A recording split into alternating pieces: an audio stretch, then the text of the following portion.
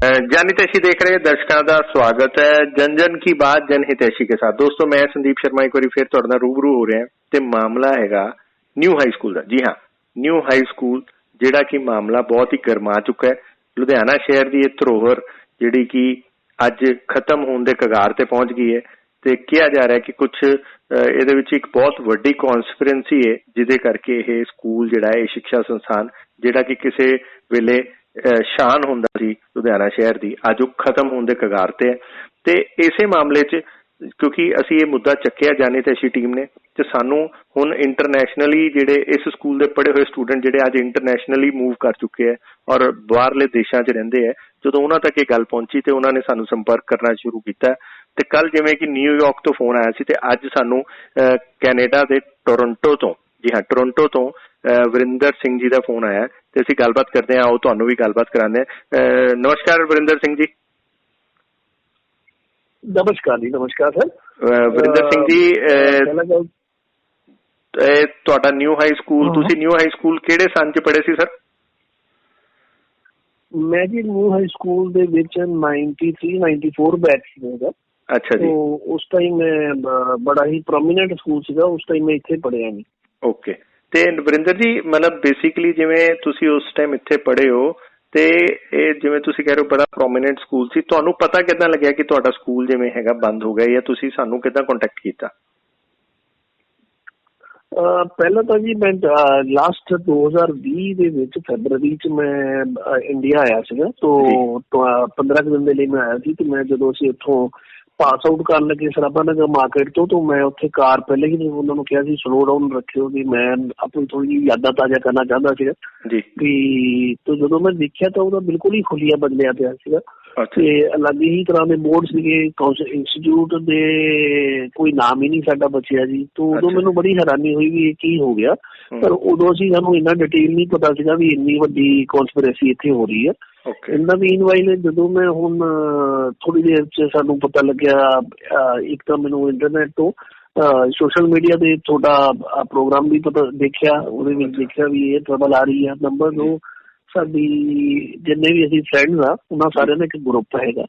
ਅਸੀਂ ਇੱਕ ਦੂਸਰੇ ਨਾਲ ਇਨ ਟੱਚ ਰਹਿੰਦੇ ਹਾਂ, ਜਿੰਨੇ ਵੀ ਚਾਹੇ ਅਲੱਗ-ਅਲੱਗ ਕੰਟਰੀ 'ਚ, ਫਿਰ ਵੀ ਅਸੀਂ ਇੱਕ ਦੂਸਰੇ ਦੇ ਨਾਲ ਕੋਈ ਵੀ ਚਾਹੇ ਆਸਟ੍ਰੇਲੀਆ 'ਚ, ਅਮਰੀਕਾ 'ਚ, ਟੋਰਾਂਟੋ 'ਚ, ਵੈਨਕੂਵਰ 'ਚ, ਇੰਡੀਆ 'ਚ ਨੇ, ਸਾਰੇ ਇੱਕ ਦੂਸਰੇ ਦੇ ਨਾਲ ਇੰਟਰਲਿੰਕਡ ਆ।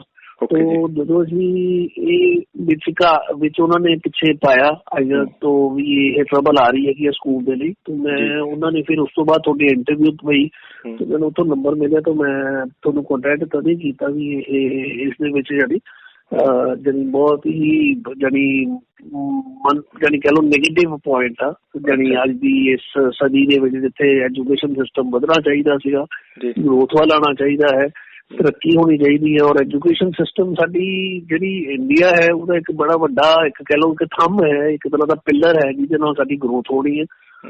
ਉਹ ਚੀਜ਼ ਬੰਦ ਹੋ ਗਈ ਜਿਹਨੇ ਸਾਡੀ ਬੇਸਿਕ ਐਜੂਕੇਸ਼ਨ ਜਿਹੜੀ ਸਾਨੂੰ ਪ੍ਰੋਵਾਈਡ ਕਰਦਾ।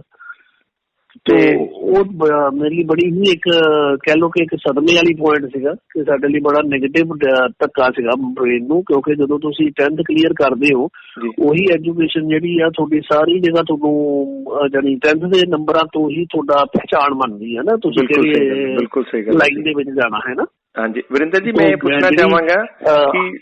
ਪੁੱਛਣਾ ਚਾਹਾਂਗਾ ਜਦੋਂ ਤੁਸੀਂ ਪੜ੍ਹਦੇ ਸੀ ਉਦੋਂ ਕੀ ਸਕੂਲ ਬਹੁਤ ਜ਼ਿਆਦਾ ਉਹ ਨਹੀਂ ਸੀਗਾ, ਮਤਲਬ ਸਕੂਲ ਦੇ ਵਿੱਚ ਸਟਰੈਂਥ ਕਿਹੋ ਜਿਹੀ ਸੀ, ਬੱਚੇ ਐਡਮਿਸ਼ਨ ਲੈਣ ਆਉਂਦੇ ਸੀਗੇ?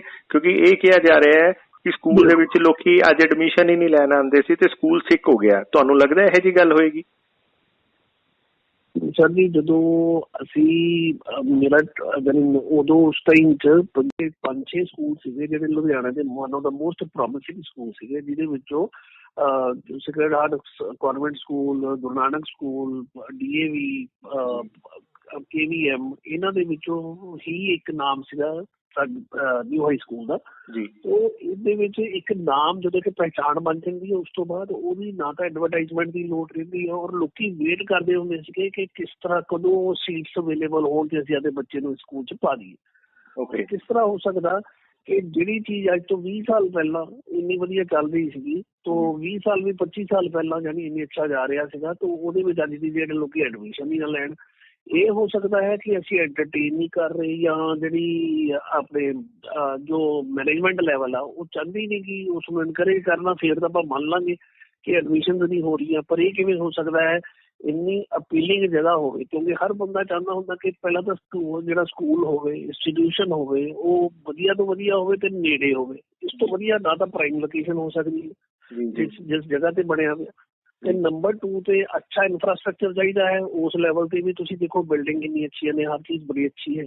ਇਨਫੈਕਟ ਜਦੋਂ ਅਸੀਂ ਸਟੱਡੀ ਕਰਦੇ ਸੀ ਉਸ ਟਾਈਮ ਕੰਪਿਊਟਰ, ਇਹ ਹੀ ਫਸਟ ਜਿਹੜਾ ਕੰਪਿਊਟਰ ਸੀਗਾ, ਉਹ ਜਿਹੜਾ ਕੰਪਿਊਟਰ ਕਲਾਸਿਸ ਸਟਾਰਟ ਹੋਈਆਂ ਸੀ ਉਹ ਇਸੇ ਸਕੂਲ 'ਚ ਸਟਾਰਟ ਹੋਈਆਂ ਸੀਗੀਆਂ। ਪਹਿਲਾਂ ਕੰਪਿਊਟਰ ਲਿਆਂਦੇ ਸੀ ਅਸੀਂ, ਜਿਵੇਂ ਉਸ ਟਾਈਮ ਕੰਪਿਊਟਰ ਨੂੰ ਬੜਾ ਵੱਡਾ ਮੰਨਦੇ ਹੁੰਦੇ ਸੀ ਤੇ ਸਾਨੂੰ ਸ਼ੂਜ਼ ਉਤਾਰ ਕੇ ਕਲਾਸਿਸ 'ਚ ਜਾਣਾ ਪੈਂਦਾ ਸੀ। ਤੇ ਉਹ ਸਕੂਲ ਇਹਨਾਂ ਨੇ ਜਿਸ ਤਰ੍ਹਾਂ ਇੰਟਰੋਡਿਊਸ ਕੀਤਾ। ਨੰਬਰ 2 ਤੇ ਕੋਈ ਵੀ ਸਕੂਲ, ਚਾਹੇ ਸਾਰਿਆਂ ਕੋਲ ਬਹੁਤ ਅੱਛੇ ਪਲੇਗਰਾਊਂਡ ਸੀਗੇ, ਪਰ ਸਾਰੇ ਸਕੂਲਾਂ ਦੇ ਵਿੱਚ ਗੇਮਸ ਦਾ ਲੈਵਲ ਇੰਨਾ ਅੱਛਾ ਨਹੀਂ ਸੀਗਾ, ਜਦਕਿ ਇੱਥੇ ਗੇਮਸ ਨੂੰ ਬੜਾ ਐਨਕਰੇਜ ਕੀਤਾ ਜਾਂਦਾ ਸੀ। ਇੱਥੇ ਬੜੀ ਅੱਛੀ ਗੇਮ ਸੀਗੀ। ਜੇ ਤੁਸੀਂ ਇਸ ਲੈਵਲ ਤੇ ਦੇਖੋ, ਇਹ ਤੇ ਜਿਹੜਾ ਸਕੂਲ ਕਮਿੰਗ ਨੌਲੇਜ ਨੂੰ ਇਨਕਰੇਜ ਕਰ ਰਿਹਾ ਹੈ, ਗੇਮਸ ਨੂੰ ਇਨਕਰੇਜ ਕਰ ਰਿਹਾ ਹੈ, ਔਰ ਬੱਚੇ ਜਿਹੜੇ ਨੇ ਔਰ ਬੱਚੇ, ਕਿਉਂਕਿ ਜਿਹੜਾ ਫਸਲ ਆ ਨਾ ਉਹੀ ਪਹਿਚਾਣ ਬਣਾਉਂਦੀ ਹੈ ਇੱਕ ਜਗ੍ਹਾ ਦੀ। ਅੱਜ ਦੀ ਡੇਟ ਅਸੀਂ ਇੱਥੋਂ ਪੜ੍ਹ ਕੇ ਕਿੱਥੇ ਤੱਕ ਪਹੁੰਚ ਚੁੱਕੇ ਹਾਂ ਨਾ। ਆਪਦਿਆਂ ਦੇ ਫੀਲਡਾਂ ਦੇ ਵਿੱਚ ਅਸੀਂ ਸਾਰੇ ਜਾਣੇ ਮੁੰਬਈ ਦੀ ਮਿਹਰ ਨਾਲ ਸਾਰਿਆਂ ਨੇ ਆਪਣੇ ਆਪਣੇ ਫੀਲਡਾਂ ਦੇ ਵਿੱਚ ਕਮਾਲ ਕਰਕੇ ਦਿਖਾਇਆ ਹੋਇਆ। ਤਾਂ ਸਾਰੇ ਜਾਣੇ, ਚਾਹੇ ਕੋਈ CA ਲੈਵਲ ਤੇ ਹੈ, ਚਾਹੇ ਕਿਸੇ ਵੀ ਲੈਵਲ ਦਾ ਕੰਮ ਕਰ ਰਿਹਾ ਹੈ, ਕੋਈ PCS ਆਫਿਸਰ ਹੈ, ਯਾਨੀ ਕਿ ਸਾਡੇ ਸਕੂਲ, ਸਾਡਾ ਜਿਹੜਾ ਜੇ ਤੁਸੀਂ ਗਰੁੱਪ ਦੇਖੋਗੇ ਉਹਦੇ ਵਿੱਚ ਸਾਰੇ ਹੀ ਬੜੇ ਅੱਛੇ ਲੈਵਲ ਤੇ ਪਹੁੰਚ ਪਏ ਨੇ। ਇੰਨੇ ਅੱਛੇ ਲੈਵਲ ਦੀ ਸਟੱਡੀ ਕਰਨ ਵਾਲੇ ਬੰਦੇ ਇਸ ਤਰ੍ਹਾਂ ਦੇ ਸਕੂਲ ਤੋਂ ਨਿਕਲੇ ਹੋਏ ਬੱਚੇ, ਕਿਵੇਂ ਆਪਾਂ ਕਹਿ ਸਕਦੇ ਹਾਂ ਕਿ ਸਕੂਲ ਪ੍ਰੋਮੀਨੈਂਟ ਨਹੀਂ ਹੈ? ਕੀ ਰੀਜ਼ਨ ਲੱਗਦਾ ਤੁਹਾਨੂੰ ਕਿ ਸਕੂਲ ਅੱਜ ਇਸ ਮੁਕਾਮ ਤੇ ਪਹੁੰਚ ਗਿਆ ਕਿ ਉੱਥੇ ਸ਼ਾਇਦ 5-7 ਬੱਚੇ ਹੀ ਹੈਗੇ ਜਾਂ ਨਾ ਮਾਤਰ ਸਿਰਫ ਬੋਰਡ ਲੱਗਾ? ਕੀ ਰੀਜ਼ਨ ਲੱਗਦਾ ਤੁਹਾਨੂੰ ਇਹਦੇ ਪਿੱਛੇ? ਸਰ ਇਹ ਤਾਂ ਦੇਖੋ, ਜੇ ਹਮੇਸ਼ਾ ਆਪਾਂ ਇਹੀ ਮੰਨਦੇ ਹੋ ਕਿ ਵੀ ਜੇ ਨਾ ਕੋਈ ਜਾਣੀ ਕਿਸੇ ਵੀ ਚੀਜ਼ ਨੂੰ ਜਾਣੀ ਹਮੇਸ਼ਾ ਇੱਕ ਕੌਨਸਪੀਰੇਸੀ ਕ੍ਰੀਏਟ ਕੀਤੀ ਜਾਂਦੀ ਹੈ ਕਿਸੇ ਵੀ ਚੀਜ਼ ਨੂੰ ਬੰਦ ਕਰਨ ਲਈ। ਤਾਂ ਇਹ ਕੌਨਸਪੀਰੇਸੀ ਤੋਂ ਬਿਨਾਂ ਤਾਂ ਹੋ ਨਹੀਂ ਸਕਦਾ, ਕਿਉਂਕਿ ਜਗ੍ਹਾ ਬਾਕੀ ਦੇ ਫੈਕਟਰਸ ਦਾ ਆਪਾਂ ਜਿਵੇਂ ਉਹਨੇ ਗੱਲ ਕੀਤੀ, ਬਾਕੀ ਸਾਰੇ ਫੈਕਟਰਸ ਤਾਂ ਬਹੁਤ ਅੱਛੇ ਨੇ। ਜੇ ਤੁਸੀਂ ਉੱਥੇ ਬਾਹਰ ਲਿਸਟ ਲਾ ਦਿਓ ਨਾ ਕਿ ਜਿਹੜੇ ਪਰਸਨ ਇੱਥੇ ਪੜ੍ਹੇ ਨੇ ਤੇ ਉਹਨਾਂ ਦੀ ਕੀ ਅੱਜ ਦੀ ਡੇਟ ਕਿਹੜੇ ਕਿਸ ਮੁਕਾਮ ਤੇ ਨੇ, ਤਾਂ ਤੁਸੀਂ ਆਪ ਹੀ ਹੈਰਾਨ ਹੋ ਜਾਓਗੇ ਵੀ ਹਰ ਸੈਕਟਰ ਦੇ ਵਿੱਚ ਇਹਨਾਂ ਨੇ ਸਾਰੇ ਬੱਚੇ ਆਪਦੇ ਵਿੱਚ ਬੜੇ ਮੁਕੰਮਲ ਹੋ ਗਏ ਨੇ। ਨੰਬਰ 2 ਤੇ ਜਿਹੜਾ ਇਹ ਕੌਨਸਪੀਰੇਸੀ ਦੇ ਬਿਨਾਂ ਤਾਂ ਇਹ ਹੋ ਨਹੀਂ ਸਕਦਾ। ਇਹ ਜਿਹੜੀ ਹੋ ਸਕਦਾ ਹੈ ਮੈਨੇਜਮੈਂਟ ਨੇ ਇਸ ਚੀਜ਼ ਨੂੰ ਇਨਕਰੇਜ ਨਹੀਂ ਕੀਤਾ ਜਾਂ ਇਸ ਪ੍ਰੋਮਿਸਿੰਗ ਨਹੀਂ ਬਣ ਪਾਏ ਲੋਕਾਂ ਦੇ ਵਿੱਚ ਕਿ ਇਹਨਾਂ ਨੇ ਐਡਮਿਸ਼ਨ ਟਾਈਮ ਸਿਰ ਨਾ ਕਰਨਾ। ਤੁਹਾਨੂੰ ਪਤਾ ਹੈ ਹਰ ਬੱਚਾ ਐਡਮਿਸ਼ਨ ਜਾਂਦਾ ਹੈ ਜਦੋਂ ਸਾਡੀ ਮਾਰਚ ਨਿਕਲਦੀ ਹੈ ਇੰਡੀਆ ਦੇ ਵਿੱਚ, ਮਾਰਚ ਅਪ੍ਰੈਲ ਦੇ ਵਿੱਚ ਜਦੋਂ ਆਉਂਦੇ ਨੇ, ਉਸ ਟਾਈਮ ਇਹਨਾਂ ਨੇ ਐਡਮਿਸ਼ਨ ਔਨ ਕੀਤੀਆਂ ਹੋਣ ਜਾਂ ਇਸ ਤਰ੍ਹਾਂ ਦੀਆਂ ਗੱਲਾਂ ਬਹੁਤ ਨੇ ਜਿਹੜੀਆਂ ਬਰੀਕੀ 'ਚ ਜਾਇਆ ਜਾਵੇ ਤਾਂ ਲੱਭਿਆ ਜਾ ਸਕਦਾ ਹੈ ਕਿ ਕਦ ਲਈ ਕਲਾਸ ਐਡਮਿਸ਼ਨ ਨਹੀਂ ਆਉਣਗੀਆਂ, ਹੋ ਹੀ ਨਹੀਂ ਸਕਦਾ। ਤੁਸੀਂ ਇੱਕ ਮਤਲਬ ਗੱਲ ਕਲੀਅਰ ਹੋ ਕਿ ਸਕੂਲ ਇੰਨਾ ਵਧੀਆ ਸੀਗਾ ਕਿ ਇਹ ਕੌਨਸਪੀਰੈਂਸੀ ਦੇ ਅੰਡਰ ਹੀ ਇਸ ਸਕੂਲ ਨੂੰ ਖਤਮ ਕੀਤਾ ਗਿਆ, ਤੁਸੀਂ ਇਹ ਚੀਜ਼ ਕਲੀਅਰ ਕੀਤੀ? ਬਿਲਕੁਲ ਜੀ। ਦੂਸਰਾ ਸਰ, ਗਵਰਨਮੈਂਟ ਦੀ ਜਗ੍ਹਾ ਜਿਹੜੀ ਆ, ਗਵਰਨਮੈਂਟ ਦੀ ਵੈਸੇ ਵੀ government, Indian government is very encouraging. Government ਜਿਹੜੀ ਹੈ ਉਹ ਆਲਵੇਜ਼ ਚਾਹੁੰਦੀ ਹੈ ਕਿ ਇੰਡੀਆ ਦੀ ਡਿਵੈਲਪਮੈਂਟ ਹੋਵੇ, ਔਰ ਇੰਡੀਆ ਦੀ ਡਿਵੈਲਪਮੈਂਟ 'ਚ ਬਹੁਤ ਵੱਡਾ ਹੱਥ ਜਿਹੜਾ ਇੱਕ ਬਿਗ ਪਿਲਰ ਆ ਐਜੂਕੇਸ਼ਨ ਦਾ। ਇੱਥੇ ਐਜੂਕੇਸ਼ਨ ਜੇ ਆਪਾਂ ਗਵਰਨਮੈਂਟ ਦੀ ਜਗ੍ਹਾ ਤੇ ਜਾਂਦੇ ਤਾਂ ਗਵਰਨਮੈਂਟ ਨੇ ਆਲਰੇਡੀ ਜਿਹੜੀ ਇਹ ਜਗ੍ਹਾ ਹੈ ਇੱਕ ਤਰ੍ਹਾਂ ਦੀ ਜਾਨੀ ਕਿ ਫ੍ਰੀ ਦੇ ਪ੍ਰਾਈਸ ਤੇ ਇਹਨਾਂ ਕੋਲ, ਨਾ ਤਾਂ ਇਹਨਾਂ ਦੇ ਕੋਈ ਬਹੁਤ ਜਾਨੀ ਕਹਿ ਲਓ ਕਿ ਇਹਨਾਂ ਦੇ ਉੱਤੇ ਪ੍ਰਾਈਸਿਸ ਦਾ ਬਹੁਤ ਵੱਡਾ ਬੋਝ ਆ ਵੀ ਅਸੀਂ ਵੀ ਕੋਈ ਜਗ੍ਹਾ ਦੇ ਕਿਰਾਏ ਤੇ ਜਗ੍ਹਾ ਦੇ ਵਿੱਚ ਫ੍ਰੀ ਦੇ ਭਾਅ ਹੀ ਹੈਗੇ ਲਗਭਗ 1.5 ਰੁਪਏ।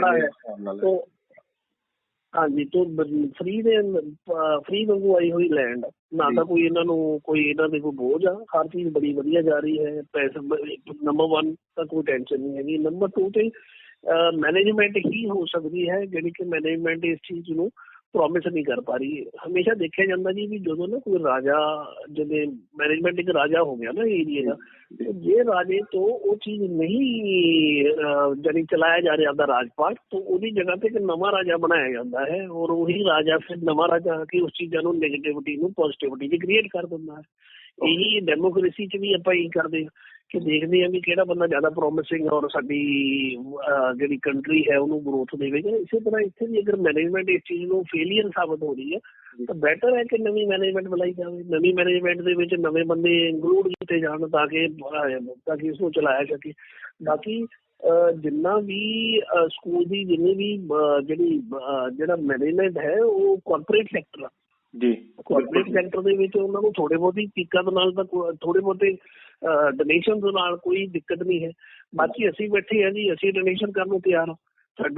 ਅਸੀਂ ਸਾਰੇ ਜਾਣੇ ਹੈਗੇ ਆ, ਅਸੀਂ ਰੈਡੀ ਹਾਂ ਐਨੀ ਟਾਈਮ ਐਨੀ ਪਲੇਸ ਤੇ ਅਸੀਂ ਹਰ ਜਗ੍ਹਾ ਤੇ ਬਰਾਬਰ ਖੜਾਂਗੇ। ਸਾਨੂੰ ਚਾਹੇ ਡੋਨੇਸ਼ਨ ਨਾਲ ਚਾਹੀਦਾ ਹੈ, ਚਾਹੇ ਸਾਡੇ ਵੱਲੋਂ ਕੋਈ ਫਿਜ਼ੀਕਲ ਕੋਈ ਸਾਡੀ ਜਿਹੜੀਆਂ ਸਾਨੂੰ ਆ ਕੇ ਉੱਥੇ ਕੁਛ ਕਰਨਾ ਪਏਗਾ ਜਾਂ ਸਾਨੂੰ ਕੋਈ ਆ ਕੇ ਉੱਥੇ ਕੋਈ ਹੈਲਪ ਚਾਹੀਦੀ ਹੈ ਸਾਡੀ ਵੀ, ਤਾਂ ਅਸੀਂ ਸਾਰੇ ਜਾਣੇ ਰੈਡੀ ਹਾਂ। ਜਿੱਥੇ ਮਰਜ਼ੀ ਸਾਨੂੰ ਬੁਲਾਇਆ ਜਾਵੇ ਅਸੀਂ ਆਵਾਂਗੇ ਵੀ ਤੇ ਤਾਂ ਕਿ ਪ੍ਰਯਾਸ ਕੀਤਾ ਜਾ ਸਕੇ।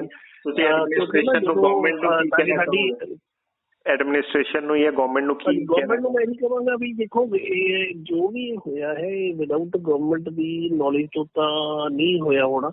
ਹੋ ਸਕਦਾ ਹੈ ਕੋਈ ਜਿਹੜੀ ਐਡਮਿਨਿਸਟ੍ਰੇਟਿਵ ਲੈਵਲ ਹੈ ਉਹਦੇ ਵਿੱਚ ਕੌਣ ਹੈ ਇਸ ਚੀਜ਼ ਨੂੰ ਜਿਹੜਾ ਇਗਨੋਰ ਕਰ ਰਿਹਾ ਹੈ। ਪਹਿਲਾਂ ਤਾਂ ਉਸ ਚੀਜ਼ ਨੂੰ ਸਾਈਡ ਆਊਟ ਕੀਤਾ ਜਾਵੇ, ਸਟੈਪ ਚੱਕੇ ਜਾਣ ਵੀ ਜੇ ਕੋਈ, ਤਾਂ ਕਿ ਅੱਗੇ ਜੇ ਇੰਨਾ ਵੱਡਾ ਸਕੂਲ ਬੰਦ ਹੋ ਸਕਦਾ ਤਾਂ ਕੁਛ ਵੀ ਹੋ ਸਕਦਾ। ਈਵਨ ਕਿ ਕੱਲ ਮੈਂ ਨਿਊਜ਼ ਸੁਣ ਰਿਹਾ ਸੀਗਾ ਜੀ ਇਹਦੇ ਤੇ ਕਿ ਫਰਜ਼ੀ ਸਰਟੀਫਿਕੇਟ ਬਣਾਏ ਜਾ ਰਹੇ ਨੇ ਇੱਥੇ ਆਪਣੇ ਚੰਡੀਗੜ੍ਹ ਦੀ ਨਿਊਜ਼ ਸੀਗੀ ਤੇ ਬਹੁਤ ਵੱਡੇ ਲੈਵਲ ਤੇ ਉਹਨਾਂ ਨੇ ਦਿਖਾ ਰਹੇ ਸੀਗੇ ਵੀ PhD ਜਿਹੜੇ ਬੱਚੇ ਆਪਣੀ ਦੇਖੋ ਸਰ ਅਸੀਂ ਸਾਰਿਆਂ ਨੇ ਆਪਦੀ ਉਮਰ ਦੇ 28 ਸਾਲ 30 ਸਾਲ ਤੱਕ ਸਟੱਡੀ ਕੀਤੀ ਹੈ।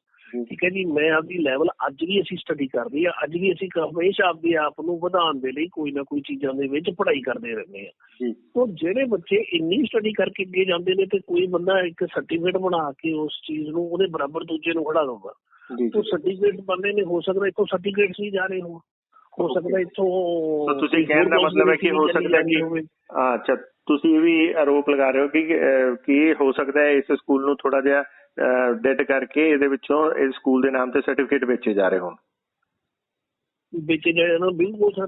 ਕਿਉਂਕਿ ਦੇਖੋ ਜਾਣੀ ਕਿ ਜਿਹੜੀ ਇੱਕ ਸਟੱਡੀ ਹੈ ਸਾਡਾ ਗੁਣ ਆ, ਇਹ ਸਾਡਾ ਗੁਣ ਹੈ। ਇੱਕ ਗੁਣ ਦੇ ਬਰਾਬਰ ਜਾਣੀ ਕਿ ਜਦੋਂ ਬੰਦਾ ਇੱਕ ਟਾਈਮ ਦਿੰਦਾ ਹੈ, ਆਪਦੀ ਪੂਰੀ ਨਿਸ਼ਠਾ ਦਿੰਦਾ ਨਾ, ਆਪਦੀ 100% ਜਦੋਂ ਦਿੰਦਾ ਹੈ ਤਾਂ ਉਹ ਅੱਗੇ ਆਉਂਦਾ ਹੈ। ਤਦ ਉਹ ਗਰੋਥ ਲੈ ਕੇ ਉਹ ਆਪਦੇ ਆਪ ਨੂੰ ਪ੍ਰੋਮਿਸ ਕਰਕੇ ਆਪਦੀ ਲਾਈਫ ਤੋਂ ਜਾਣੀ ਆਪਦੀ ਸਾਰੀ ਜਿਹੜੀ ਜ਼ਿੰਦਗੀ ਦੀ ਇੰਜੋਏਮੈਂਟ ਆ ਉਹਨੂੰ ਛੱਡ ਕੇ ਉਹ ਇੱਕ ਤਰ੍ਹਾਂ ਦੀ ਗੁੱਡ ਫਿਊਚਰ ਵੱਲ ਉਹ ਭਜਦਾ ਹੈ।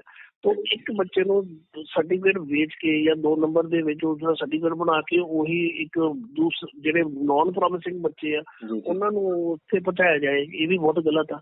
ਤਾਂ ਈਵਨ ਕਿ ਇਹ ਵੱਡੇ ਲੈਵਲ ਤੇ ਜੇ ਆਪਾਂ ਇਸ ਚੀਜ਼ ਨੂੰ ਰਨ ਕਰੀਏ ਜਾਂ ਇਸ ਚੀਜ਼ ਨੂੰ ਡਿਗ ਆਊਟ ਕਰੀਏ ਤਾਂ ਸਾਨੂੰ ਇੱਕ ਵੱਡੇ ਲੈਵਲ ਤੇ ਸਰਾਭਾ ਨਗਰ, ਜੇ ਮੈਂ ਤੁਹਾਨੂੰ ਦੱਸਣਾ ਚਾਹਾਂਗਾ, ਇਹਨਾਂ ਨੇ ਤਾਂ ਸਰਾਭਾ ਨਗਰ ਵਾਲੇ ਜਿਹੜੀ ਜਗ੍ਹਾ ਸੀਗੀ ਉਸ ਜਗ੍ਹਾ ਤੇ ਜਿਹੜੇ ਹੈਗੇ 3 ਨਵੇਂ ਸਕੂਲ ਖੁੱਲ ਚੁੱਕੇ ਹੈ। ਸੋ ਮਤਲਬ ਉਹਨਾਂ ਨੇ 2 ਪ੍ਰੀ ਨਰਸਰੀ ਤੇ 1 ਸ਼੍ਰੀ ਰਾਮ ਸਕੂਲ ਦੇ ਨਾਮ ਤੇ ਵੱਡਾ ਸਕੂਲ ਜਿਹੜਾ ਹੈਗਾ ਉਹਨੂੰ ਲੀਜ਼ ਤੇ ਦੇ ਦਿੱਤਾ ਤੇ ਸਕੂਲ ਹੀ ਚੱਲ ਰਿਹਾ ਉੱਥੇ ਤਿੰਨੋਂ ਜਗ੍ਹਾ ਤੇ। ਥੋੜਾ ਜਿਹਾ ਹਾਂ ਨਿਊ ਹਾਈ ਸਕੂਲ ਦਾ ਬੋਰਡ ਜ਼ਰੂਰ ਲੱਗਾ ਇੱਕ ਜਗ੍ਹਾ ਤੇ ਇੱਕ ਅਕੈਡਮੀ ਵੀ ਚੱਲ ਰਹੀ ਹੈ। ਤੇ ਪਲੱਸ ਜੋ ਸਾਡੇ ਨੋਟਿਸ 'ਚ ਆਇਆ ਕਿ ਕਿਪਸ ਮਾਰਕੀਟ ਦੇ ਪਿਛਲੇ ਪਾਸੇ ਜਿੰਨੇ ਦੁਕਾਨਦਾਰ ਸੀਗੇ ਉਹਨਾਂ ਨੇ ਪਿਛਲੇ ਪਾਸੇ ਉਹਨਾਂ ਨੂੰ ਦੁਕਾਨਾਂ ਵੀ ਕਈਆਂ ਨੂੰ ਅਲਾਟ ਕੀਤੀਆਂ ਗਈਆਂ। ਸੋ ਆਹ ਹੈ ਉੱਥੇ ਤਾਂ ਕੀ ਦੇਖੋ ਜੇ ਆਪਾਂ ਨਾ ਜਾਨੀ ਈਵਨ ਕਿ ਅਸੀਂ ਉੱਥੇ ਪੜ੍ਹੇ ਸੀ ਜਦੋਂ ਮੈਂ ਹੁਣ ਵੀ ਧਿਆਨ ਲਗਾਉਣਾ ਤਾਂ ਅਸੀਂ ਜਦੋਂ ਗਰਾਊਂਡ 'ਚ ਜਾਂਦੇ ਸੀ ਪਿੱਛੇ ਤੱਕ ਕਿੰਨੀ ਜ਼ਿਆਦਾ ਵੱਡਾ ਲੈਵਲ ਸੀਗਾ। ਤਾਂ ਅਸੀਂ ਉੱਥੇ ਤੱਕ ਐਂਡ ਤੱਕ ਜਾਨੀ ਜਿਹੜਾ ਬਹੁਤ ਐਂਡ ਸੀਗਾ ਅਸੀਂ ਉੱਥੇ ਤੱਕ ਕਦੇ ਨਹੀਂ ਜਾਂਦੇ ਹੁੰਦੇ ਸੀਗੇ ਕਿਉਂਕਿ ਅੱਗੇ ਤੱਕ ਉੱਥੋਂ ਜਾਨੀ ਇੰਨਾ ਹਿਊਜ ਸਕੂਲ ਸੀਗਾ। ਤਾਂ ਇਹ ਕਿਵੇਂ ਹੋ ਸਕਦਾ ਸਰ ਵੀ ਇੱਕ ਸਕੂਲ ਦੀ ਐਡੇ ਵੱਡੇ ਲੈਵਲ ਦੇ ਉੱਤੇ ਸਕੂਲ ਹੋਵੇ, ਉਹਦੇ ਗਰਾਊਂਡ ਹੋਣ, ਉਹਨਾਂ ਨੂੰ ਤੁਸੀਂ ਸ਼ੌਪਸ ਕਨਵਰਟ ਕਰ ਦਿਓ, ਉਹਨੂੰ ਤੁਸੀਂ ਪਲੇਵੇ ਸਕੂਲ ਬਣਾ ਦਿਓ।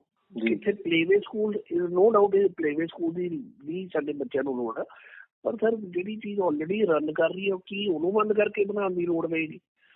ਕੀ ਸਾਡੇ ਕੋਲ ਕੋਈ ਹੋਰ ਜਗ੍ਹਾ ਨਹੀਂ ਹੈ ਕਿ ਇਹੀ ਬਹੁਤ ਜ਼ਰੂਰਤ ਸੀ ਵੀ ਇਸ ਜਗ੍ਹਾ ਨੂੰ ਹੀ ਤੋੜਿਆ ਜਾਵੇ? ਫਿਰ ਦੂਸਰੀ ਗੱਲ, ਜਦੋਂ ਤੁਸੀਂ ਕੋਈ ਚੀਜ਼ ਗਵਰਨਮੈਂਟ ਤੋਂ ਲੈਂਦੇ ਹੋ ਤਾਂ ਤੁਸੀਂ ਉੱਥੇ ਬੜਾ ਕਲੀਅਰਲੀ ਮੈਂਸ਼ਨ ਹੁੰਦਾ ਕਿ ਤੁਸੀਂ ਉਸ ਚੀਜ਼ ਨੂੰ ਲੀਜ਼ ਤੇ ਨਹੀਂ ਦੇ ਸਕਦੇ, ਤੁਸੀਂ ਕਿਰਾਇਆ ਤੇ ਨਹੀਂ ਦੇ ਸਕਦੇ। ਕਿਰਾਇਆ ਤੇ ਕਿਵੇਂ ਜਾ ਸਕਦੀ ਹੈ? ਪੋਸੀਬਿਲਿਟੀ ਹੈ ਨਹੀਂ। ਸੋ ਤੁਹਾਡੇ ਕੁਐਸਚਨ ਮਾਰਕ ਲੱਗ ਗਿਆ ਨਾ ਵੀ ਕੋਈ ਨਾ ਕੋਈ ਜਾਣੀ ਕੋਈ ਨਾ ਕੋਈ ਬਹੁਤ ਵੱਡੇ ਲੈਵਲ ਤੇ ਇੱਥੇ ਹੋ ਰਿਹਾ ਹੈ, ਜਾਣੀ ਕਿ ਬਹੁਤ ਵੱਡੇ ਲੈਵਲ ਤੇ ਕੋਈ ਘਪਲਾ ਹੈ ਜਾਂ ਕੋਈ ਨਾ ਕੋਈ ਬਿਗ ਕਨਸਪੀਰੇਸੀ ਹੈ, ਤੇ ਉਹਨੂੰ ਇਸ ਨੂੰ ਨਿਗਮਤ ਕਰਨਾ ਚਾਹੀਦਾ ਹੈ। ਇਸ ਦੇ ਉੱਤੇ ਜਾਣੀ ਕਿ ਪ੍ਰਸ਼ਾਸਨ ਨੂੰ, ਜਿਹੜੀ ਸਾਡੀ ਗਵਰਨਮੈਂਟ ਆਫ ਇੰਡੀਆ ਹੈ, ਉਸ ਨੂੰ ਟੇਕ ਕੇਅਰ ਕਰਨੀ ਚਾਹੀਦੀ ਹੈ ਵੀ ਕੀ ਹੋ ਰਿਹਾ ਹੈ, ਔਰ ਇਹਨਾਂ ਨੂੰ ਲੀਗਲ ਸਟੈਪਸ ਚੱਕੇ ਜਾਣ ਤਾਂ ਕਿ ਕੱਲ ਨੂੰ, ਨਹੀਂ ਤਾਂ ਫਿਰ ਕੋਈ ਹੋਰ ਹੋ ਜਾਏਗਾ। ਕੱਲ ਨੂੰ ਅਸੀਂ ਦੇਖਾਂਗੇ ਕੋਈ ਹੋਰ ਸਕੂਲ ਦੇ ਗਰਾਊਂਡਾਂ 'ਚ ਕੁਛ ਹੋ ਰਿਹਾ। ਗਵਰਨਮੈਂਟ ਨੇ ਏਡੇ ਵੱਡੇ ਵੱਡੇ, ਦੇਖੋ ਸਭ ਤੋਂ ਪੌਸ਼ ਇਲਾਕਾ ਹੈ ਲੁਧਿਆਣੇ ਦਾ, ਪੰਜਾਬ, ਯਾਨੀ ਜੇ ਇੰਡੀਆ ਦਾ ਮੈਨਚੈਸਟਰ ਕਿਹਾ ਜਾਂਦਾ ਸੀ, ਜਾਣੀ ਕਿ ਪੰਜਾਬ ਨੂੰ ਪੰਜਾਬ ਦਾ ਮੈਨਚੈਸਟਰ ਕਿਹਾ ਜਾਂਦਾ ਸੀ ਲੁਧਿਆਣੇ ਨੂੰ। ਔਰ ਲੁਧਿਆਣੇ ਦੀ ਸਭ ਤੋਂ ਗਰੋਥ ਵਾਲੀ ਏਰੀਆ ਹੈਗਾ ਸਰਹੰਦ, ਜਿਹੜਾ ਕਿ ਅੱਜ ਵੀ ਡੇਟ ਆਪਾਂ ਮੰਨੇ ਜਾਵੇ ਤਾਂ ਸਭ ਤੋਂ ਵਧੀਆ ਸਕੂਲ ਜਿਹੜਾ ਏਰੀਆ ਹੈ ਇਸ ਜਗ੍ਹਾ ਨੂੰ। ਔਰ ਇਹਦੇ ਵਿੱਚ ਏਡੀ ਵੱਡੀ ਜਗ੍ਹਾ ਲੈਣੀ ਪੋਸੀਬਲ ਹੀ ਹੈ ਨਹੀਂ। ਅੱਜ ਦੀ ਡੇਟ ਕੋਈ ਬੰਦਾ ਲੈ ਕੇ ਦਿਖਾ ਦੇਵੇ ਲੁਧਿਆਣੇ ਦੇ ਵਿੱਚ ਇੰਨਾ ਵੱਡਾ ਇੱਕ ਇਕੱਠੀ ਜਗ੍ਹਾ ਹੋਵੇ, ਇੰਨੀ ਜਗ੍ਹਾ। ਉਹ ਆਲਰੇਡੀ ਇੱਕ ਰਨ ਕਰ ਰਿਹਾ ਇੰਸਟੀਟਿਊਸ਼ਨ, ਜਿੱਥੇ ਆਲਰੇਡੀ ਜਗ੍ਹਾ ਮਿਲੀ ਵੀ ਹੈ, ਗਵਰਨਮੈਂਟ ਨੇ ਆਲਰੇਡੀ ਅਲਾਟ ਕੀਤਾ ਗਿਆ। ਸੀਨੀਅਰ ਸੈਕੰਡਰੀ ਸਕੂਲ ਬੜੇ ਹੋਏ ਨੇ ਔਰ ਉੱਥੇ ਸਾਰਾ ਕੁਝ ਚੱਲ ਰਿਹਾ ਸੀ। ਉਹਨੂੰ ਕੱਟ ਕੇ ਚਲਾ ਦਾ ਕੁਝ ਪੋਸੀਬਲ ਹੀ ਹੈ ਨਹੀਂ। ਸੋਚੋ ਪਹਿਲਾਂ, ਸੋਚ ਕੇ ਬੰਦੇ ਦਾ ਬ੍ਰੇਨ ਹੀ ਨਹੀਂ ਮੰਨੇਗਾ ਵੀ ਐ ਹੋ ਸਕਦਾ ਕਦੇ। ਤੋ ਇਹ ਜਾਨੀ ਕਿ ਇਹ ਤਾਂ ਜਾਨੀ ਕਹਿ ਲਓ ਕਿ ਬਿਲਕੁਲ ਗਵਰਨਮੈਂਟ ਦੀ ਨੱਕ ਦੇ ਥੱਲੇ ਇਹ ਸਾਰਾ ਕੁਝ ਹੋ ਗਿਆ ਔਰ ਪਤਾ ਹੀ ਨਹੀਂ ਲੱਗਿਆ। ਚਲੋ ਇਹਨਾਂ ਨੂੰ ਵੀ ਚਾਹੀਦਾ ਹੈ, ਹਜੇ ਵੀ ਕੁਝ ਨਹੀਂ ਵਿਗੜਿਆ, ਹਜੇ ਵੀ ਕੁਝ ਨਹੀਂ ਹੋਇਆ। ਇਹਨਾਂ ਨੂੰ ਹਜੇ ਵੀ ਚਾਹੀਦਾ ਹੈ ਕਿ ਸਟੈਪ ਚੁੱਕਣ। ਹਜੇ ਵੀ ਚਾਹਣਗੇ ਤਾਂ ਤੁਸੀਂ ਹਜੇ ਵੀ ਅਗਰ ਦੇਰੀ ਨਹੀਂ, ਤੁਹਾਡੇ ਕਹਿਣ ਦਾ ਮਤਲਬ ਕਿ ਗਵਰਨਮੈਂਟ ਤੋਂ ਉੱਪਰ ਤਾਂ ਕੁਝ ਨਹੀਂ, ਗਵਰਨਮੈਂਟ ਚਾਹੇ ਤਾਂ ਸਭ ਕੁਝ ਕਰ ਸਕਦੀ ਹੈ। ਬਿਲਕੁਲ ਕਰ ਸਕਦੇ ਆ ਜੀ, ਅੱਜ ਦੀ ਡੇਟ ਸਭ ਕੁਝ ਹੋ ਸਕਦਾ ਹੈ। ਹੁਣੇ ਹੀ ਅਗਰ ਧਿਆਨ ਦਿੱਤਾ ਜਾਵੇ, ਤੁਹਾਡਾ ਸਾਰਿਆਂ ਦਾ ਬਹੁਤ ਵਧੀਆ ਹੈ ਕਿ ਤੁਸੀਂ ਇਸ ਚੀਜ਼ 'ਚ ਜਾਨੀ ਸਟੈਪ ਚੱਕ ਰਹੇ ਹੋ। ਈਵਨ ਕਿ ਮੀਡੀਆ ਨੇ, ਹੋਰ ਕਿਸੇ ਨੇ ਵੀ ਇਸ ਚੀਜ਼ ਨੂੰ ਜਾਨੀ ਕਿ ਅੱਗੇ ਨਹੀਂ ਆਏ। ਤਾਂ ਤੁਸੀਂ ਜਨ ਹਿਤੈਸ਼ੀ ਵਾਲਿਆਂ ਦੀ ਟੀਮ ਬਹੁਤ ਹੀ ਵਧੀਆ ਹੈ ਕਿ ਤੁਸੀਂ ਸਰ ਅੱਗੇ ਆਏ ਹੋ ਔਰ ਇਸ ਚੀਜ਼ 'ਤੇ ਖੜੇ ਵੀ ਹੋ। ਕਈ ਵਾਰੀ ਹੁੰਦਾ ਕਿ ਇੱਕ ਅੱਧੀ ਨਿਊਜ਼ ਦੇ ਕੇ ਬੰਦੇ ਬੰਦ ਕਰ ਦਿੰਦੇ ਨੇ, ਤੁਸੀਂ ਉਸ ਚੀਜ਼ ਨੂੰ ਇਨਕਰੇਜ ਵੀ ਕਰ ਰਹੇ ਹੋ, ਚੀਜ਼ ਦੇ ਨਾਲ ਸਟੈਂਡ ਬਾਏ ਕਰ ਰਹੇ ਹੋ ਖੜ ਕੇ ਕਿ ਅਸੀਂ ਵੀ ਜੇ ਟਰਬਲ ਆਈ ਹੈ ਤਾਂ ਅਸੀਂ ਇਸ ਚੀਜ਼ ਨੂੰ ਖਤਮ ਕਰਨਾ ਹੈ ਨਾ। ਤੁਹਾਡੇ ਵਰਗੇ ਬੰਦੇ, ਤੁਹਾਡੇ ਵਰਗੇ ਭਰਾ, ਥੈਂਕ ਯੂ ਤੁਹਾਡੇ ਵੱਲੋਂ। Thank you sir. ਜਦੋਂ ਤੁਹਾਡੇ ਵਰਗੇ ਭਰਾ ਫੋਰਨ 'ਚ ਬੈਠ ਕੇ ਜੇ ਆਪਣੇ ਸਕੂਲ ਬਾਰੇ ਗੱਲ ਕਰ ਸਕਦੇ, ਅਸੀਂ ਤਾਂ ਫਿਰ ਇਸੇ ਸ਼ਹਿਰ 'ਚ ਹੀ ਬੈਠੇ ਹਾਂ। ਸੋ ਅਸੀਂ ਤੁਹਾਡੀ ਆਵਾਜ਼ ਇੱਦਾਂ ਹੀ ਕੋਸ਼ਿਸ਼ ਕਰਕੇ ਚੱਕਦੇ ਰਵਾਂਗੇ ਤੇ ਇੱਦਾਂ ਹੀ ਤੁਹਾਡੀ ਆਵਾਜ਼ ਨੂੰ ਪ੍ਰਸ਼ਾਸਨ ਤੱਕ ਪਹੁੰਚਾਉਂਦੇ ਰਵਾਂਗੇ। ਥੈਂਕ ਯੂ, ਤੁਸੀਂ ਸਰ ਟਾਈਮ ਕੱਢਿਆ ਸਾਡੇ ਲਈ, ਟੋਰਾਂਟੋ ਤੋਂ ਤੁਸੀਂ ਸਪੈਸ਼ਲੀ ਸਾਨੂੰ ਟਾਈਮ ਦਿੱਤਾ। ਅਸੀਂ ਤੁਹਾਡੀ ਆਵਾਜ਼ ਜ਼ਰੂਰ ਪਹੁੰਚਾਵਾਂਗੇ ਪ੍ਰਸ਼ਾਸਨ ਤੱਕ। Thank you sir, thank you, thank you, thank you sir, thank you. Okay.